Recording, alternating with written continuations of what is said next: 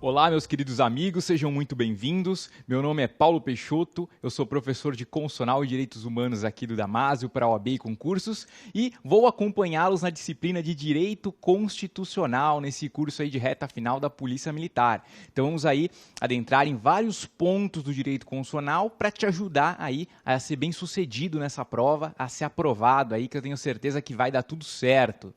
Tá aparecendo aí embaixo os meus contatos, então vocês podem me seguir nas redes sociais aí, são esses meios que ajudam bastante a gente divulgar o conhecimento, colocar informações. Eu costumo com frequência postar vídeos, dicas, esquemas e tudo mais para te ajudar, para que você possa aí complementar os temas que nós vemos em aula e aí você pode ir avançando os seus estudos, perfeito?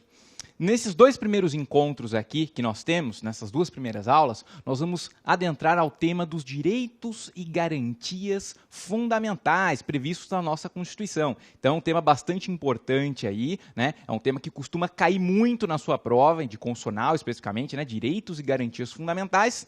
E, para isso, então, a gente vai traçar aqui primeiro umas noções mais introdutórias, né? Começar aqui com umas especificações mais importantes e depois a gente vai adentrar em cada um dos principais direitos previstos aí, direitos e garantias fundamentais. Tranquilo? Então, vem comigo aqui para a lousa que a gente vai começar, então, os principais pontos. Com relação a esse tema, então, primeiro vamos colocar aqui, né? Nossa disciplina, Direito Constitucional. E quem vos fala sou eu, né? Paulo Peixoto. Importante aqui, para a gente iniciar esse tema, falar dos princípios fundamentais. Então, pessoal, vamos lá. Os princípios fundamentais. Os princípios fundamentais que regem o nosso ordenamento jurídico, a nossa Constituição, eles estão previstos do artigo 1º até o artigo 4º da nossa Constituição. Vocês verão com mais vagar esse tema com o professor Erival, que trabalhará com vocês a partir dos direitos humanos. Mas sem prejuízo, e eu quero aqui frisar um ponto que é importante para a gente entender os direitos e garantias fundamentais, é um dos princípios, que ele é basilar, ele é a base do nosso ordenamento jurídico. É um princípio fundamental da nossa República, que é o princípio da dignidade da pessoa humana. Então vem aqui comigo, desses princípios aí, que você vai estudar com mais atenção lá com o professor Erival, você vai ter destaque aqui no princípio da dignidade da pessoa humana. Então, pessoa humana. Ele está previsto no artigo 1º, certo? Inciso 3º da nossa Constituição. Então, o artigo 1º, inciso 3º, traz a dignidade da pessoa humana como esse princípio fundamental e, no final das contas, o que significa essa dignidade da pessoa humana? A gente pode definir a dignidade da pessoa humana como um mínimo existencial, ou seja, aquelas condições mínimas que deve se dar a uma pessoa, a um indivíduo, para que ela tenha o que nós chamamos de vida digna. Ou seja, ela tem que ter a sua liberdade assegurada, ela tem que ter a sua vida protegida, ela tem que ter uma saúde, certo? Tem que ter educação de qualidade, segurança. Então, vejam, é um complexo aí. Quando a gente fala em vida digna, a gente soma vários direitos, certo? Liberdade, é a própria vida, então, segurança, educação, saúde, certo? Vários direitos que compõem aí todo esse espectro que a gente fala dignidade da pessoa humana. Então, é importante que vocês entendam que isso, a dignidade, ela dá base para a gente ter todos os direitos e garantias fundamentais. A partir do momento que o nosso Estado assegura a dignidade, a partir daí advém todos os demais direitos. Tranquilo? Então, é importante que você tenha em mente. Falou de dignidade da pessoa humana, então lembra do quê? De mínimo, vamos mudar de cor aqui, ó, mínimo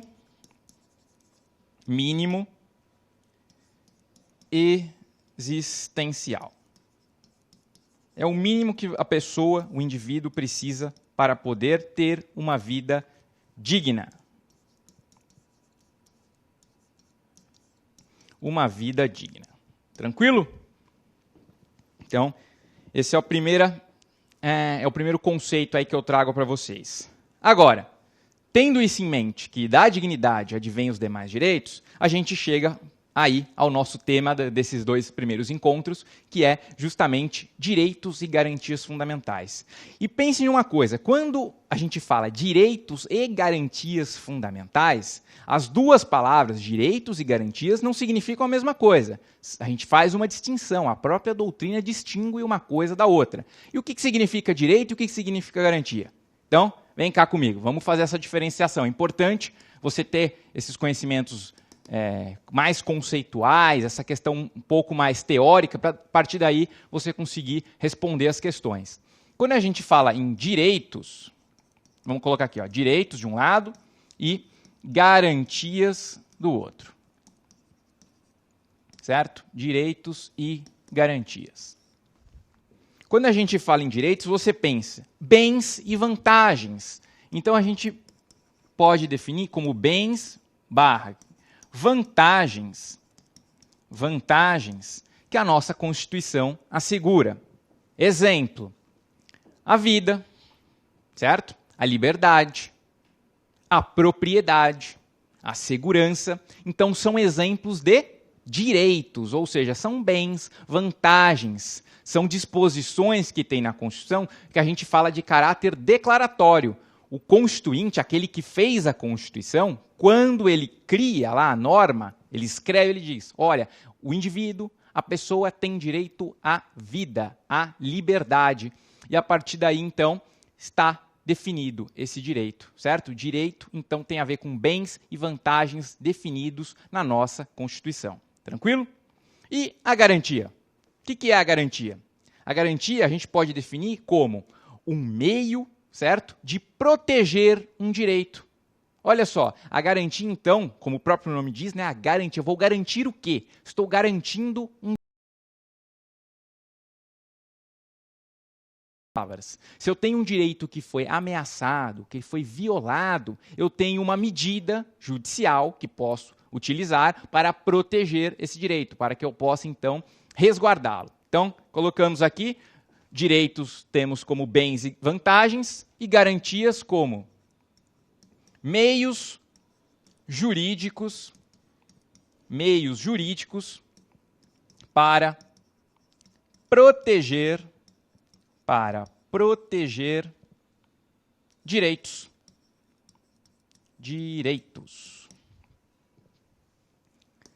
Eu dei um exemplo aqui dos direitos como vida, certo? Liberdade. E como garantias? Que exemplo que a gente pode dar para vocês? Vocês já devem ter ouvido falar daquele remédio constitucional que a gente vai ver mais tarde.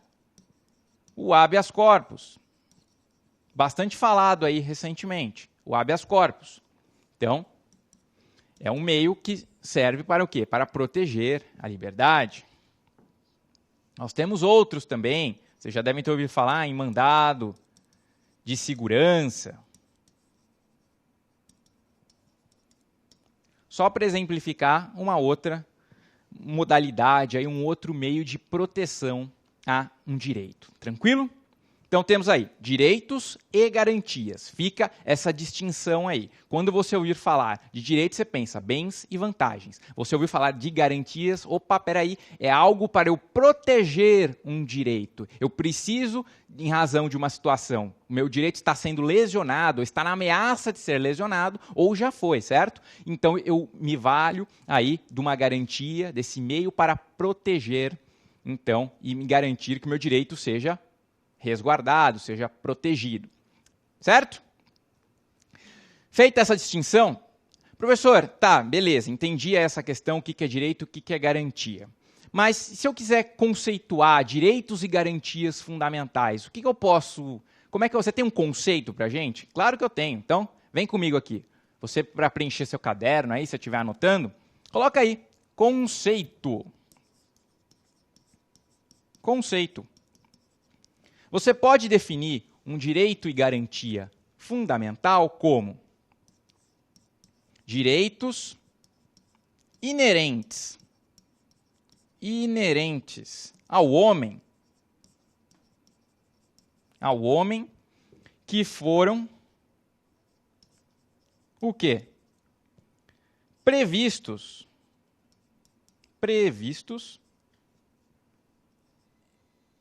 em um texto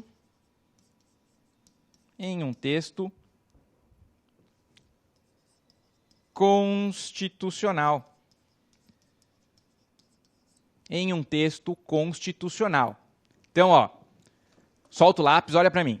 Seguinte, nós temos os direitos inerentes ao homem. Pense aí. A pessoa nasce, ela tem direito à vida, ela tem direito à liberdade, certo? Esses direitos, como a doutrina, né, historicamente distinguiu, esses direitos, eles nascem com o homem. Você já nasce tendo direito à sua vida, tendo direito à liberdade, certo? À segurança. Então, esses direitos são seus, como homem, como indivíduo. E homem aqui no sentido genérico, não distinção de gênero, de homem ou mulher. Homem para a raça humana, certo? O homem, ao nascer, já vem com esses direitos. Só que eles se tornam direitos e garantias, obviamente, fundamentais a partir do momento que eu coloco num texto da Constituição, certo? Isso, historicamente, teve todo o período do constitucionalismo e as pessoas, né, os constituintes, acabaram inserindo esses direitos para garantir uma maior proteção. Então, eu insiro esses direitos no texto da Constituição, que vocês bem sabem. O texto da Constituição é a lei maior, é a lei mais importante do nosso país. Então, se eu coloco esses direitos e garantias lá, eu garanto uma maior proteção a eles. Então, a partir do momento que eu coloquei na Constituição, eles se tornam fundamentais. Esse conceito é o que a doutrina traz para vocês. Então, quando você ouvir falar direitos inerentes ao homem, vida, liberdade, segurança, que foram previstos no texto da Constituição, ou se ele pode usar um outro verbo, positivados, eles foram positivados no texto da Constituição, significa eles são fundamentais. Tranquilo?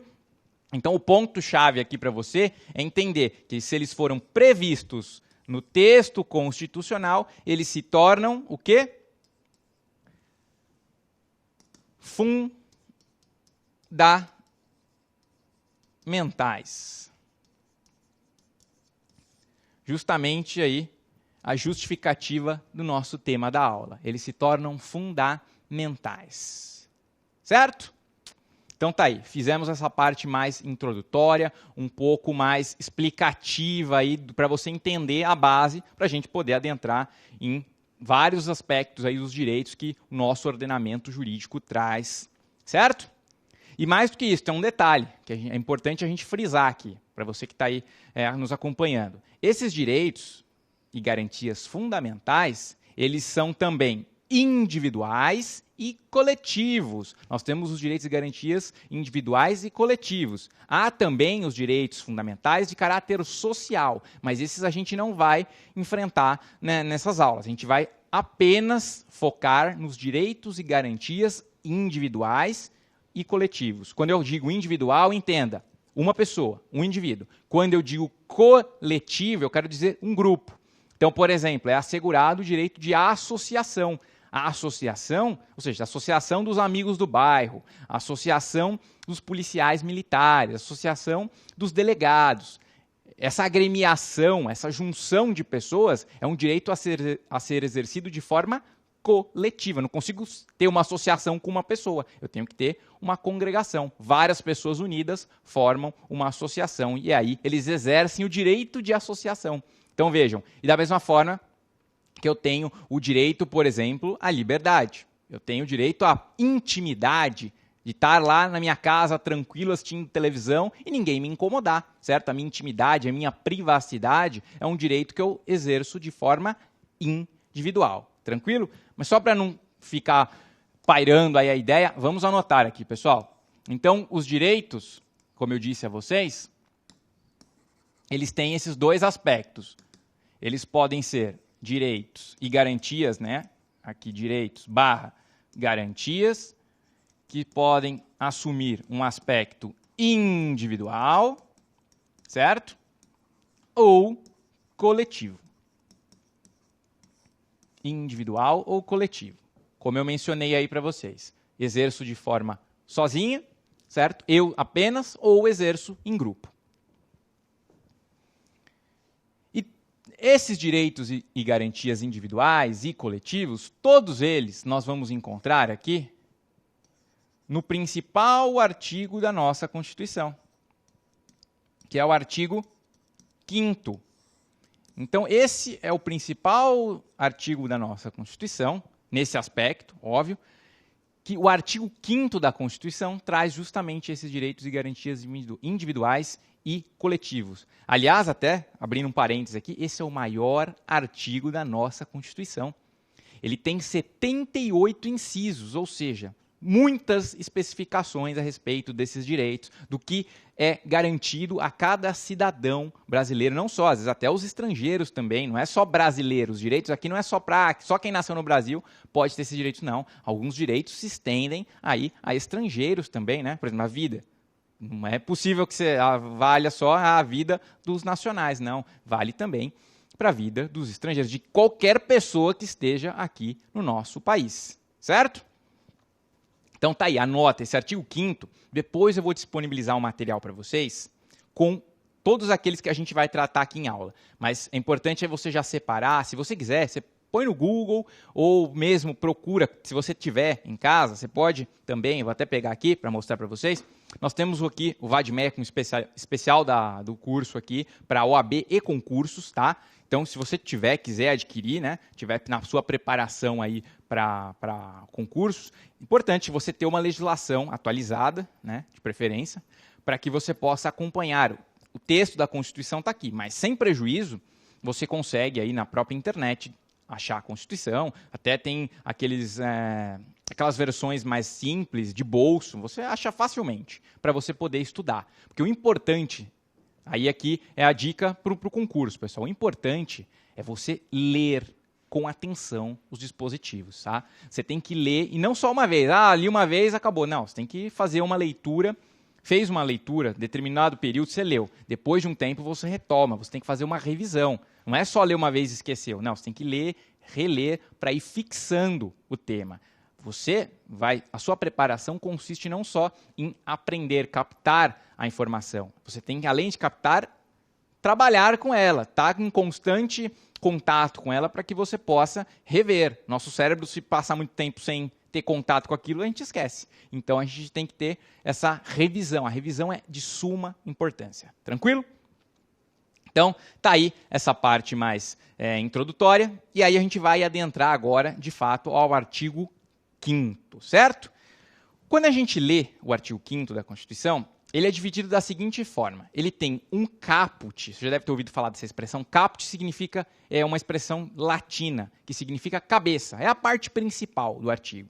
Então, ele tem a parte principal e abaixo há várias especificações, que são os chamados incisos e também há parágrafos, certo? Então, quando a gente lê o caput do artigo 5º, eu vou pegar aqui, então, aí vocês vão acompanhar comigo. Estou abrindo aqui a minha Constituição. Estou com ela aqui. E nós vamos ao artigo 5º.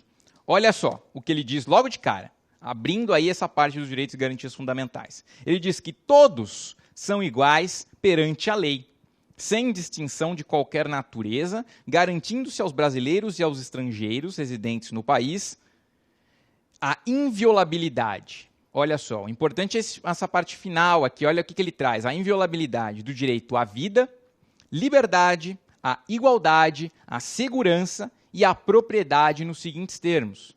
Então ele diz que todo mundo é igual perante a lei, que você vai garantir a proteção para os brasileiros e para os estrangeiros que estão aqui no nosso país e que é inviolável, ou seja, não pode ser atacado, atingido, lesionado o quê?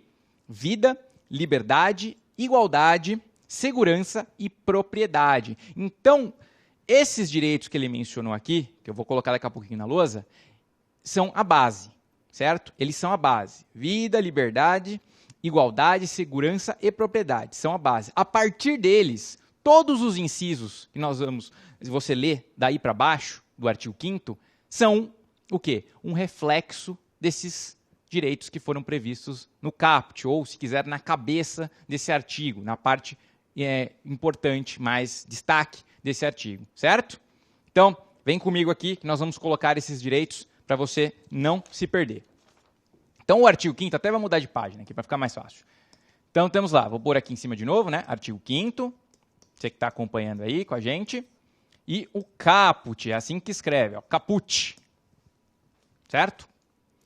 Quais são os direitos que nós vimos aí? Vou mudar de cor. Ó, vida, liberdade, opa, agora vai. Igualdade,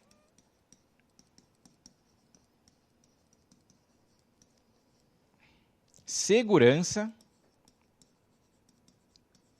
e propriedade. No final das contas, tudo que o artigo 5º estabelece nas suas disposições é para proteger esses direitos: vida, liberdade, igualdade, segurança e propriedade, pessoal. Ah, professor, eu tenho que decorar isso aqui? Olha, se você ler, você vai acabar decorando. Mas a gente sempre tem aquele método, né, para te ajudar, né, aquela questão mnemônica, aquela frase, aquela expressão que pode te ajudar a lembrar desses direitos que tem previstos aí no artigo 5º caput. Então, pensa aí, esses direitos são importantes, né? Então, o que a gente considera importante? A gente considera o quê? VIP, não é? Então, VIP é alguém importante, alguma coisa importante. Então, é só você pensar que esses direitos aí, eles estão, agora vem o mnemônico aqui, eles estão na lista, certo? Na lista VIP. Olha só, na lista VIP. Então, se você lembrar da lista VIP, você lembra desses direitos aqui previstos. Ó, L de liberdade, I de igualdade, S de segurança, V de vida, I de igualdade e P de propriedade. Então, você pode aí, na verdade, V, né? Eu falei 2 vezes igualdade, né? V de vida e P de propriedade. Então, lembra da lista VIP, que você não esquece dos direitos e garantias aqui estampados no artigo 5º caput da nossa Constituição, certo? Isso é um jeitinho fácil de você lembrar. Então, você lembra. E a partir daí, agora, tudo que a gente vai tratar é um reflexo deles. Um reflexo que vem da vida, tem a ver com o direito à vida, outros que tem a ver com a liberdade, seja a liberdade de locomoção, seja a liberdade de pensamento, de manifestação, seja a própria segurança do indivíduo ou de um grupo, seja, então, para garantir que a propriedade realmente seja protegida. Então, a partir daí, tudo decorre desses direitos. Tranquilo? Então, voltando aqui para a lousa, anota aí o nosso mnemônico da lista VIP e vamos adiante. Mas antes da gente entrar, põe um OBS aí no seu caderno, que eu acho importante vocês se atentarem a uma questão. Que isso já foi perguntado em prova e é importante que você tenha isso em mente. Põe um OBS aí e você escreve o seguinte, ó. Todos, que é justamente isso que eu falei para vocês. Todos os incisos do artigo de um modo ou de outro remetem a esses o quê? 5 direitos consagrados da lista VIP. Então, todos os incisos do artigo, qual artigo? Desse artigo 5º, de um modo ou de outro, remetem a esses 5 direitos consagrados. Perfeito? Então, fez aí a sua observação. E eu tenho mais uma. Mais uma observação importante. Qual é? Você vai anotar aí, ó. Em regra,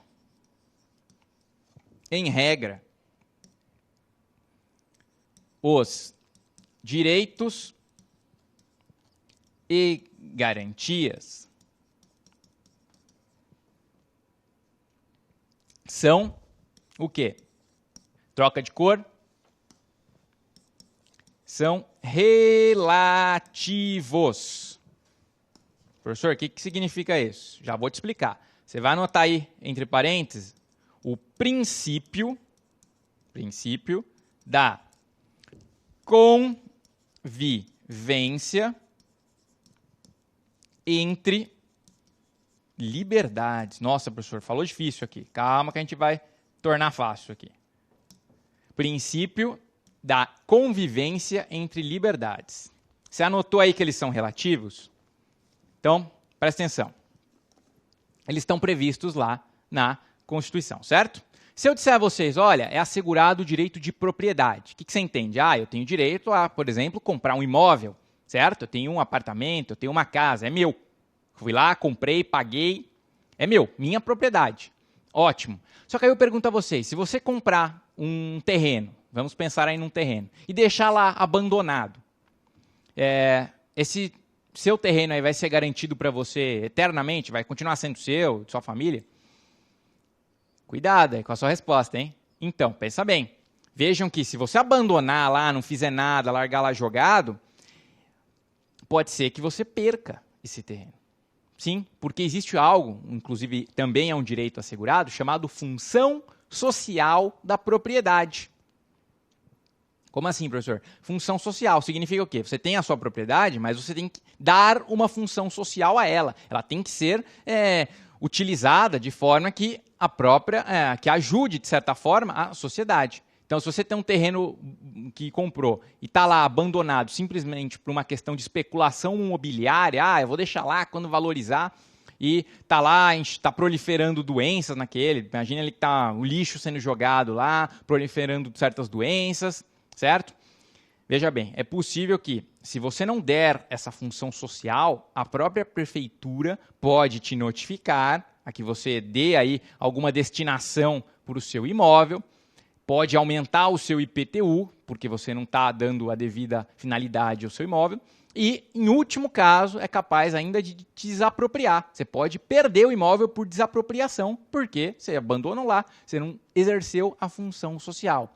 Então, quando eu quero dizer, tá, em resumo, quando eu quero dizer que os direitos e garantias ali previstos no artigo 5º são relativos, significa o quê? Que pode haver limitações à utilização deles. Eles não são absolutos. Então, vem comigo aqui, ó.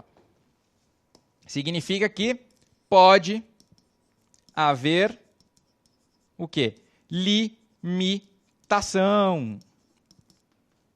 Limitação. Eles podem ser limitados. Porque não foram, eles não são absolutos, né? Se quiser pôr entre parênteses, coloca aí, ó. Não são o quê? Absolutos. Certo? Não são absolutos. Então, é possível que haja essa restrição, essa limitação. Certo? Por exemplo, é te garantido o direito de liberdade, de locomoção? Sim, você pode ir e vir, onde você bem entender, né? Mas pense aí que por alguma razão de segurança, haja um toque de recolher. Em determinadas situações anômalas aí na nossa sociedade, pode ser que esteja estabelecido um toque de recolher que impossibilite que pessoas circulem em determinada região. Ou seja, você tem o seu direito de ir e vir, mas ele pode ser limitado em razão aí do interesse público, por exemplo. Certo? Você tem o seu direito de liberdade, mas se você cometer um crime, você pode ser preso, recluso. Então, sua liberdade foi restringida, pessoal. Então, isso é importante. Eles são garantidos, mas não são absolutos. Eu posso ter, em razão do quê? Do interesse público, da coletividade, eles podem ser restritos, limitados. Tranquilo? Só que aí, vocês já estão acostumados, um pouco mais familiarizados aí com essa questão jurídica, né? Em direito, às vezes, acaba sendo um pouco mais meio complexo nesse aspecto, porque, tem uma regra, mas sempre tem exceção, né? O pessoal brinca, né, que no direito tudo depende, né? Então, cuidado. Eu disse para vocês que, em regra, eles são relativos, em regra. Mas nós temos uma situação aí que a gente pode afirmar, e a doutrina afirma nesse sentido, que o direito seria absoluto. Qual é? Então, vamos colocar aí no seu caderno. Cuidado. Pula uma linha aí e põe no seu caderno. Cuidado. Vamos mudar de cor aqui, ó. Põe aí, ó. Cuidado.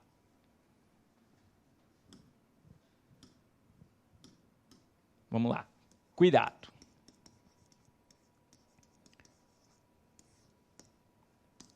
Então, qual que é a nossa observação aí? Seguinte. Você vai colocar aí que a proibição,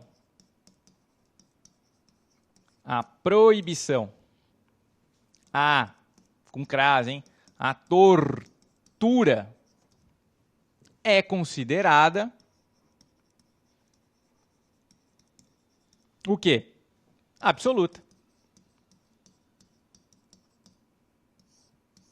A proibição à tortura.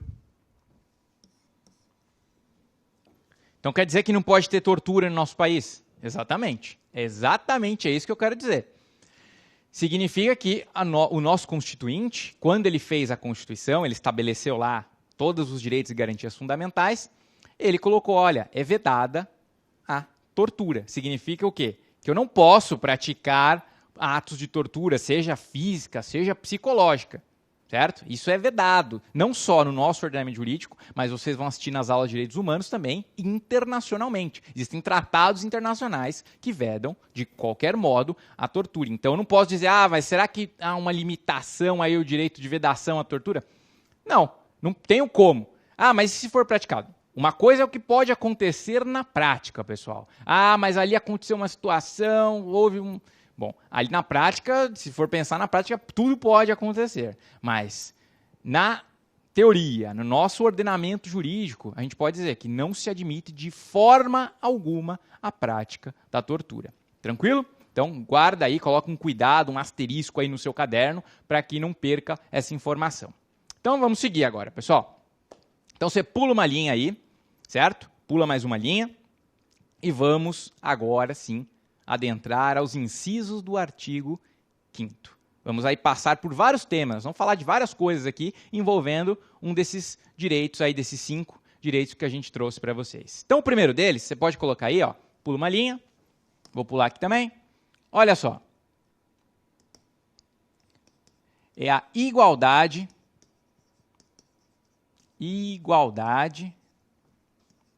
entre homens e mulheres. A igualdade entre homens e mulheres. Onde está previsto isso? Isso está no artigo 5º, certo? Está no inciso 1º, lá da Constituição. É a igualdade entre homens e mulheres, pessoal. O nosso ordenamento jurídico, então, assegura que homens e mulheres são iguais perante a lei. Certo? Não tem essa distinção, porque é homem isso, porque é mulher aquilo. Não, todos estão em pé de igualdade, certo? Não acontece mais, desde 1988, antigamente existia, você já deve ter ouvido falar, do Código Civil de 1916. Naquela legislação de 1916, antigo, né? A mulher, só para você ter uma ideia, ela é considerada relativamente incapaz. Ou seja, para a prática de alguns atos da vida civil, ela precisava de autorização. Mesmo que ela fosse maior, pelo simples fato de ser mulher, na época, o legislador daquela época, começo do século XX, entendia que a mulher não tinha condições de ser plenamente capaz para exercer determinados atos. Vejam só que pensamento mais retrógrado. Mas, naquela época, acontecia. Então, hoje, com o ordenamento de 1988, já estabeleceu, olha, homens e mulheres têm os mesmos direitos. É isso que a gente extrai aí. Eles têm os mesmos direitos. Professor, mas na prática eu sei que não acontece bem assim, não sei o quê, a questão do salário, não sei o que lá.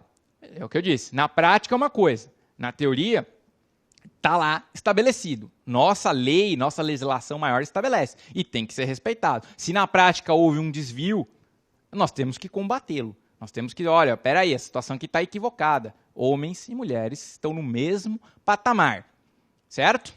Então isso é importante, a igualdade. Ambos, seja homem, seja mulher, têm os mesmos direitos assegurados. Então, se quiser anotar aí essa observação, certo? Tem eles, ambos, melhor, vamos colocar assim, ambos têm os mesmos direitos, o quê? Assegurados. Não pode haver uma distinção nesse aspecto em relação ao gênero, certo? Mas, professor, pode haver alguma limitação? Pode haver, sim. Já, inclusive, era uma daquelas, o que nós vimos anteriormente. Os direitos não são absolutos, podem ser limitados. Um exemplo clássico aí, se quiser anotar, a aposentadoria, pessoal. A aposentadoria, né, para a mulher, ela é um tempo mais reduzido em comparação ao homem. Por quê? Porque tem aquela lógica de que a mulher, ainda prevalece, né, esse entendimento de que a mulher, além do trabalho, ainda cuida do lar. Tá? Também é uma situação, é uma questão histórica ainda. Ainda nós vamos superar isso. Mas ainda tem esse pensamento. Ó, a mulher ela acumula função, que na prática a grande maioria dos lares é assim que acontece. Né? A mulher, além de todo o trabalho, além de trabalhar, ela também chega e vai cuidar da casa. Então, em razão justamente dessa dupla jornada, né, não só no trabalho como em casa, o legislador entendeu, opa, então vamos reduzir o tempo para que a mulher possa se aposentar, porque ela já trabalha mais. Né? Faticamente, ela trabalha mais. Por isso, houve essa redução. Então, é uma limitação. Como eu disse, não são absolutos. Pode haver limitação, restrição no caso concreto. Se quiser, então, põe aí essa observação. Uma limitação. Aqui. Limitação. Você pode colocar aí, vamos mudar de cor, a aposentadoria da mulher. Tem o quê? Tempo menor.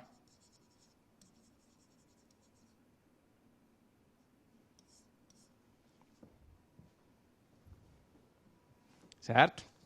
Então, tem um tempo menor em relação ao homem. Certo? Por questão por idade, né? A mulher aposenta mais cedo, justamente por ter entendido que há essa dupla jornada. Perfeito? Então, essa é a primeira disposição que a gente está enfrentando aí. Veja, ela é a igualdade entre homens e mulheres. Ela é um reflexo da igualdade que já está lá no CAPT. Então, a gente vai trabalhando nesse sentido. O que tem lá, a gente vai achar alguma coisa que encaixa num daqueles 5. Certo? Então, vamos para o próximo. Agora, vamos trabalhar com a questão da legalidade. Pula uma linha, põe aí, legalidade. Legalidade. A legalidade, ela está prevista no artigo 5º,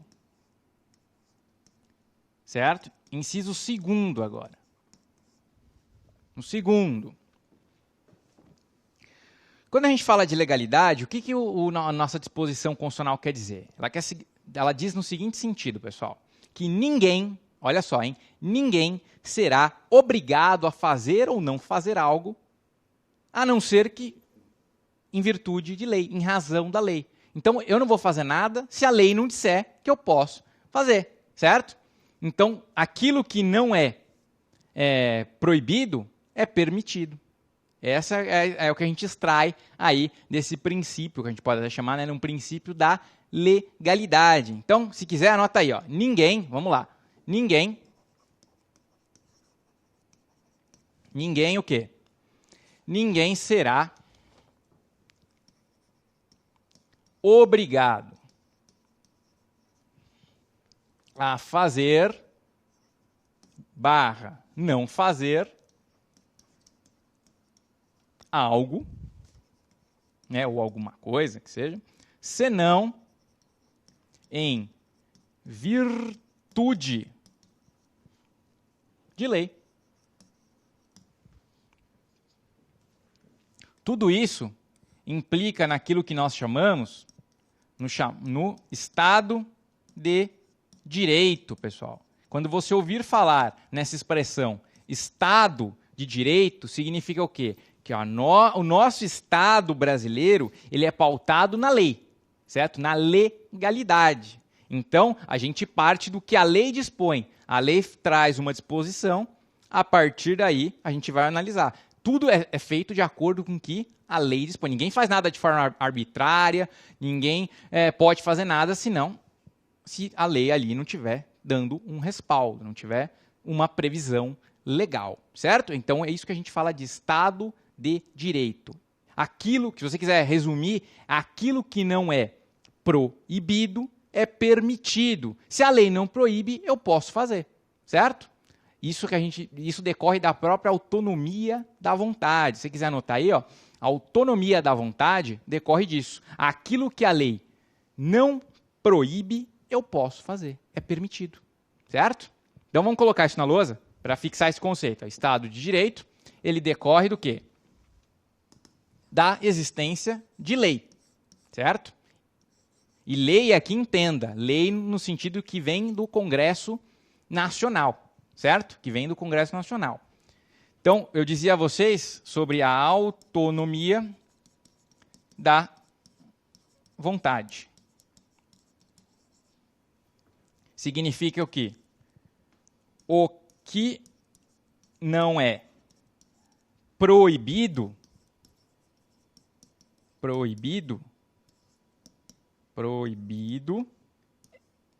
é permitido.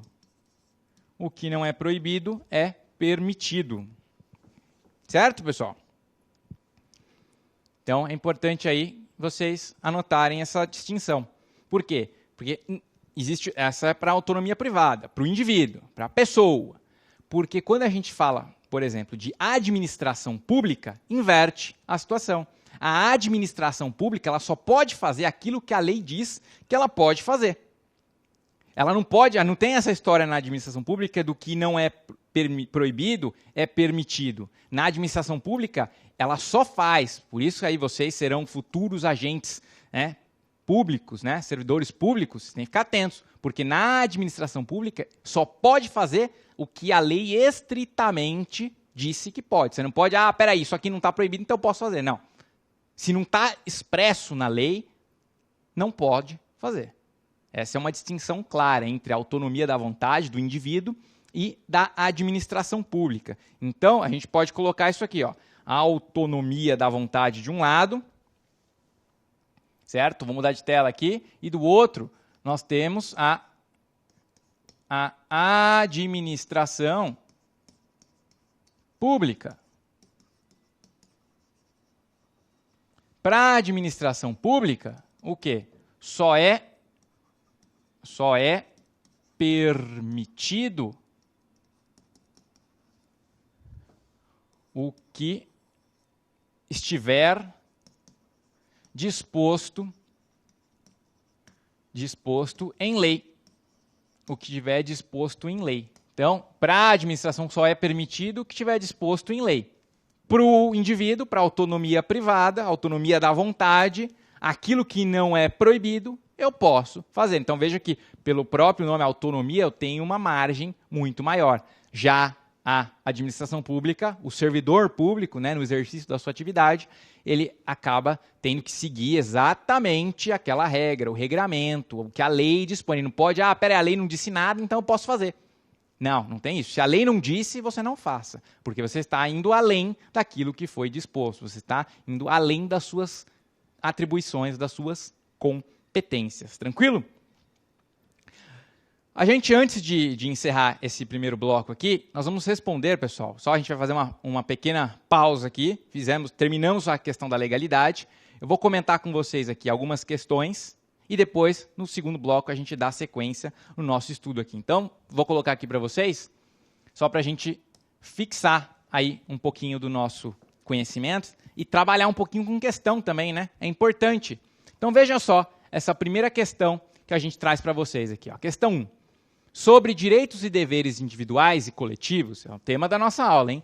Previstos na Constituição de 88, assinale a alternativa correta. Então, ó, fica atento quando você estiver lendo a questão, porque às vezes ele coloca aqui, ó, assinale a alternativa incorreta, né?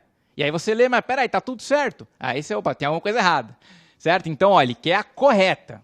Aí você vai ler. Aqui nós temos 4 alternativas.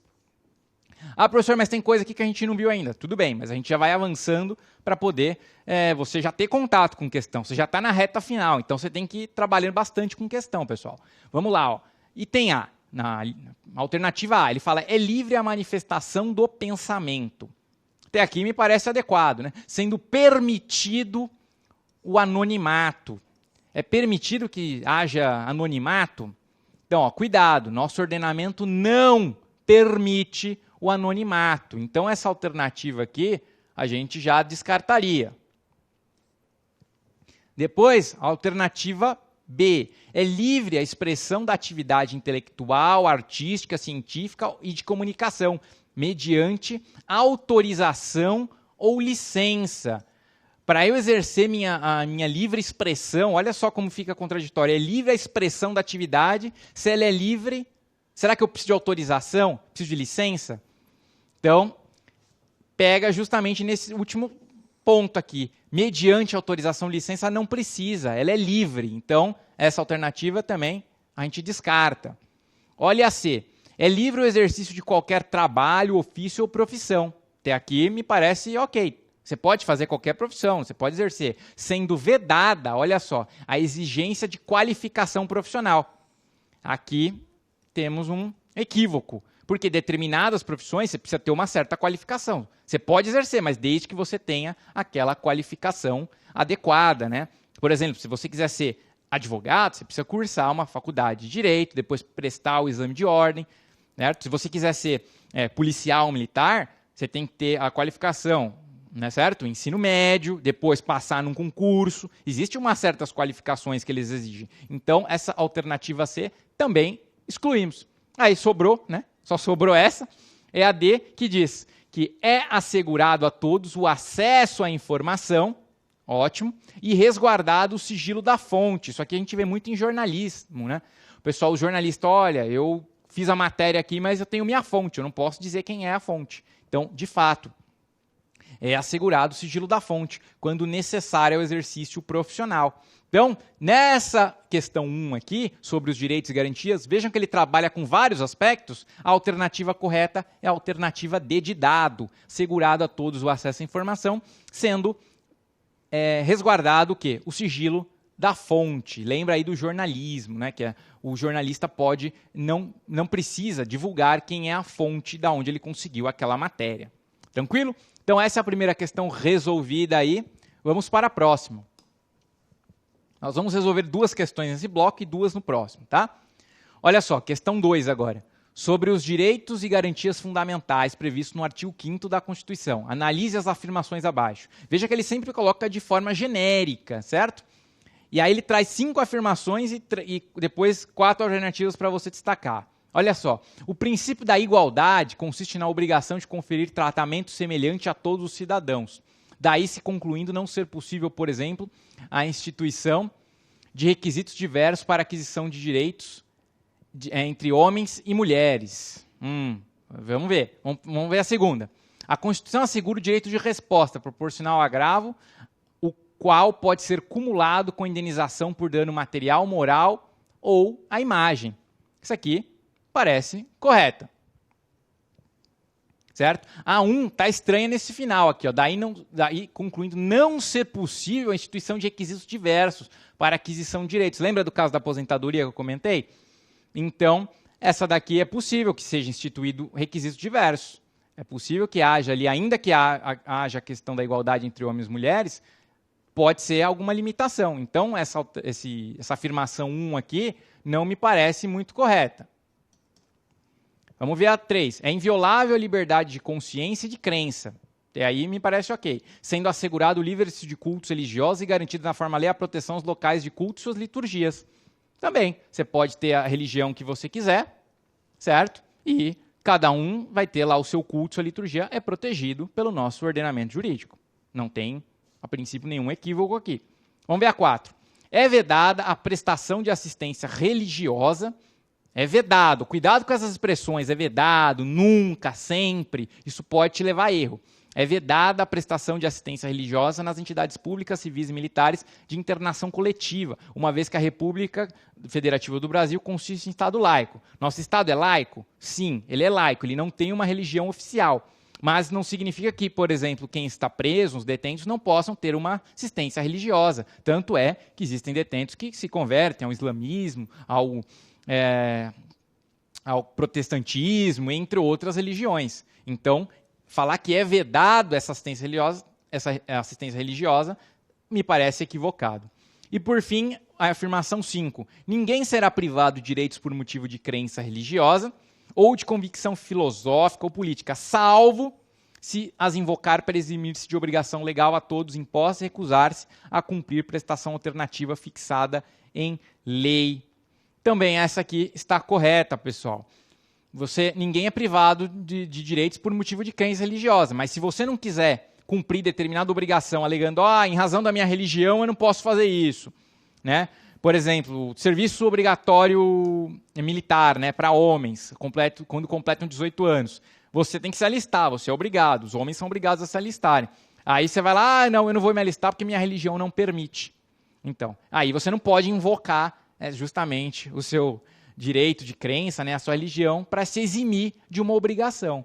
Então, essa afirmação 5 também, ela está correta. Logo, analisando aí nosso contexto, ficamos com a 2, 3 e 5, alternativa D de dado, alternativa D de dado, então, e com isso a gente superamos aí 2 questões, vejam que são questões bem complexas, envolvem vários aspectos, você vai ler o artigo 5º inteiro e falar, nossa, professor, tem muita coisa, eu sei, mas você tem que, por isso que ler com calma para entender o tema e ver que algumas partes daquela afirmação estão equivocadas, tranquilo? A gente vai fazer um rápido intervalo e volta já já, continuando aqui com o tema Direitos e Garantias Fundamentais. Até daqui a pouco.